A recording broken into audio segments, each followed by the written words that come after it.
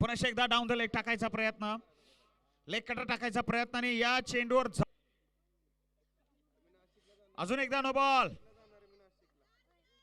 Free hit cash केलाय आणि free हिटचा in swing आणि पुढे टाकलेला हा हेलिकॉप्टर त्या खात्यात आहेत. माकू माननीय सचिन दुधाळ साहेबांचे या ठिकाणी आगमन झाले. सहर्ष स्वागत करूया माननीय सचिन दुधाळ साहेब, वेलकम.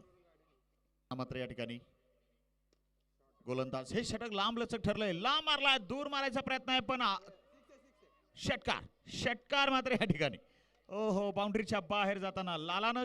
आपण रिप्ले बघू शकताय पा, लुक ॲट दिस. हेलिकॉप्टर, तुफानी हेलिकॉप्टर होतं विशाल यांचं आणि तुंग लॉंगॉनला उंच दूर दूर पाय मात्र बाउंड्रीच्या बाहेर गेला. दरम्यान मिड विकेटला हा चेंडू सीमा पार. धाव नक्की मिळाली होती. स्क्वेअर लेग रिजन मध्ये हा चेंडू सीमा पार होईल आणि चौकार कव्हर. हो डीप स्क्वेअर लेगच्या वार, क्या बात है, ये भी सिक्सर.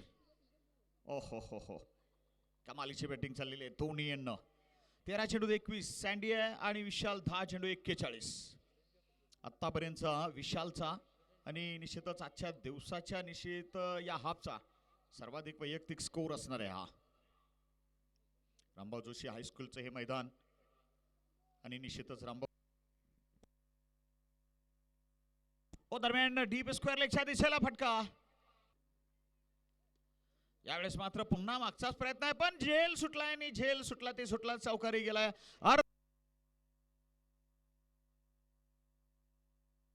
डॉक्टर दत्तराम पुढील चेंडू घेऊन. मला वाटतं डॉक्टर दत्तराम यांना मी कदाचित नेवऱ्यामध्ये पाहिले असेल. काल आपण बघितलं होतं 95 धावा नोंदवल्या होत्या आणि विठ्ठल सरांच्या टीमच्या विरुद्ध नोंदवल्या होत्या. इथं काय झालंय तर 2 धावा आलेल्या आतापर्यंत. मला वाटतंय एकच आली का, दुसऱ्या धावेचा नाद होईल काय, बघूया. ओहो दुसरी धाव, तिसऱ्या पण धावेचा नाद. आता मी म्हटलं ना एका चेंडूवर किती धावा निघू शकतात. एका चेंडूवर किती धावा निघू शकतात हे उदाहरणी समोर बघा. आता स्टंप उचलली, आता लक्षात आलं.